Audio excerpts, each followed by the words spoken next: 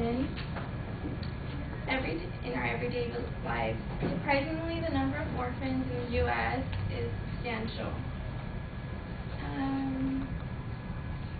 It's been about since last November when I saw a documentary about homeless kids and kids without parents that it really got me interested in finding out what's going on with these children and how they're getting by.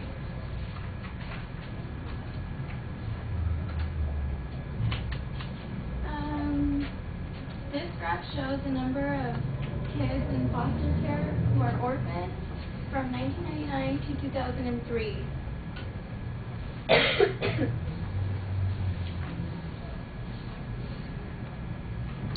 Orphan, a child whose parents are dead and are deprived of parental care and not been adopted. These alterations, so orphans used to stay in orphanages. However, due to many reasons, because of neglect and abuse, the United States has decided to terminate orphanages, and they've moved on and created foster care. The alterations of switching from orphanages to foster care took place in the 1990s.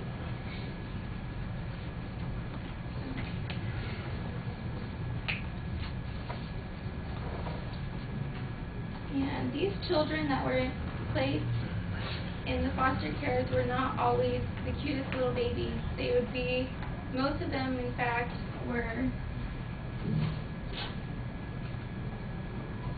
between the ages of 14 and 17 years old.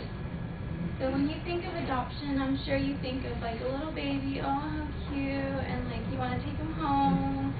And the reality is that they're not going to stay young forever, and the truth is that most of them are between the ages of 14 and 17. Orphanages in the U.S. were opened mostly in the earlier times by religious organizations who provided homes for them. As stated by Jacob Silverman, who is a U.S. historian, who has a bachelor's in U.S. history, posted on Discovery Health, over time concerns arose about poor conditions and discriminatory policies. This especially outburst during the Civil Rights Movement, leaving orphanages associated with a low standard of care, leaving ugly physical and mental support services, including poor food. So it was because of this haunting reality of orphanages that the change became inevitable, and foster care became the new way. Foster care, over the past few decades in the U.S., has been largely replaced with small institutions that try to provide a group home or boarding environment known as residential treatment centers. Another institution, the Children's Aid, pioneered concurrent planning, a foster care approach to creating safe environments for the children. This became the basis for the Federal Adoption and Safe Families Act of 1997, which greatly changed foster care. The first step to this concurrent planning was placing the child, try to place the child back with its birth parents, and when that was not possible and the parents showed no signs of development and overcoming whatever they were going through, then they would be placed in a home as foster care and cared for, and the government took part in that as well. And concurrent planning has become 90% efficient in the U.S.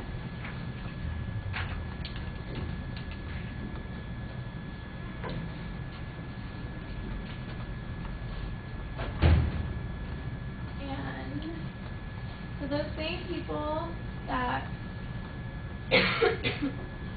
were the people that cared about the orphans are the ones that decided to change.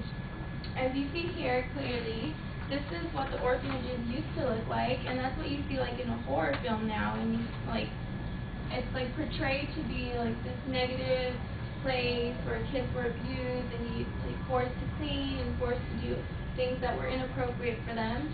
And now this is what a foster home looks like. It's just a regular home, you know, where everyone lives and they have harmony and the kids can grow up as beneficial for their future. So, where do you find these foster homes? They're everywhere. They're all over the U.S.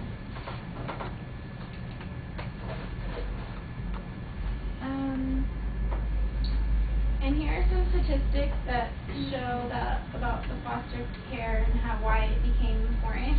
In 1989, the latest year for which totals have been finalized, there was about 581,000 children in foster care in the U.S. Nearly 60% of the 251,000 children who existed in foster care in 1999 were reunited to their birth parents because of concurrent planning. About 1/5 were adopted or placed with a permanent guardian. All in all, this is how the United States went from orphans living in an orphanage to a foster care system where children can grow healthy and safely without fear.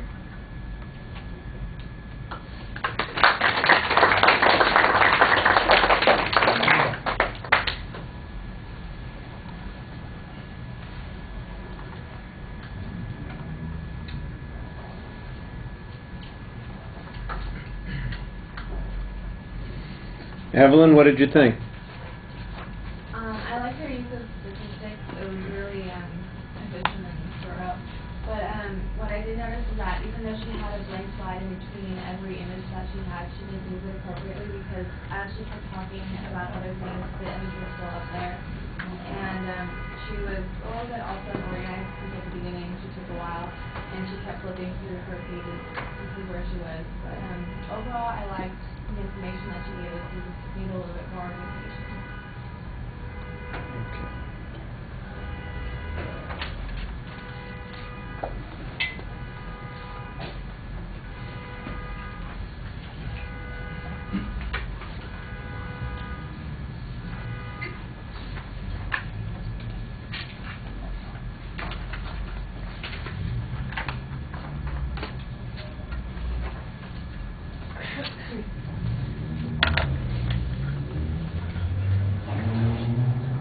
All right, it's kind of interesting because you start with the word orphan and it seems like you're going to be focusing on that, but during the speech I was confused several times because you mentioned the concurrent planning, and at the end you've got this one statistic now, they got 67% reuniting with their family. I'm going, well, that's not an orphan, that's something else. You know, that sounds like a different subject. So maybe foster care is doing something with orphans as well as with other family issues, but I'm not exactly sure that I got a clear explanation about how the orphanages disappeared and were replaced by the foster care. It seemed like I got a little bit of information about orphanages and how they might have been constituted at one time, and then I got information about foster care, and a lot of the stuff about foster care had nothing to do with the orphans, so it wasn't quite clear how they fit together.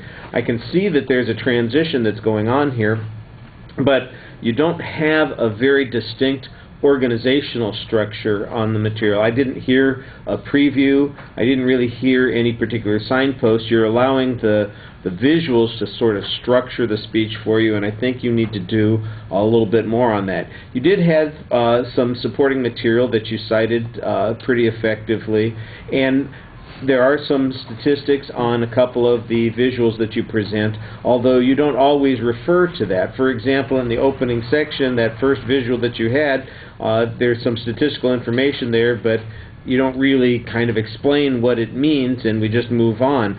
The one place where you did do some explanation about the statistics had to do with the number of kids falling in that category, 14 to 17, who are orphans, and they make up the largest segment there. But again, I'm not sure if that's the largest number of people who are in the foster homes or the largest number of people who are orphans.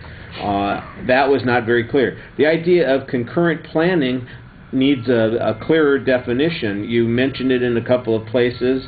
It's in that one piece of legislation that you mentioned from 1997, but I didn't think that it was very clearly explained. The visuals, the contrast visual between the orphanage and the foster home, that was fairly simple and visualizes the idea that there's a different environment that we're looking for there. The one statistical visualization of the age groups that the kids fit into, that was pretty dynamic. That explains what that particular, how it was easy to see that that was indeed the group of people, that it was the largest section of kids in the foster care. But like I said, there was a problem with that because you were sometimes equating foster care with orphans, and they were not the same thing, at least according to your definition, and so there's a little bit of confusion there. The presentation seems very hesitant sometimes, like you were a little uncertain about where you're going, and it needed to be developed a little more. Perhaps some practice would solve those issues. All right, thank you.